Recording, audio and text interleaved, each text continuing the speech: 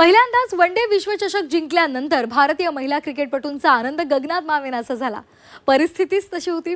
World cup ट्रॉफीसह photo selfie काढत या क्रिकेटपटूंनी जोरदार सेलिब्रेशन केलं।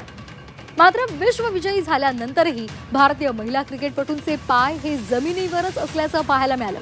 कारण भारतीय महिला क्रिकेटपटूंनी खेळ भावनेचं उत्कट उदाहरण हे सगळ्यांच्या समोर आणलेलं आहे।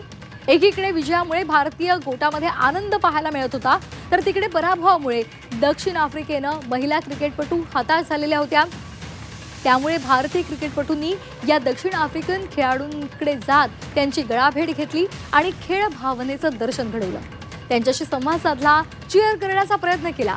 भारतीय क्रिकेटपटूंच्या या कृतीचं सर्वत्रच कौतुक केले जाते।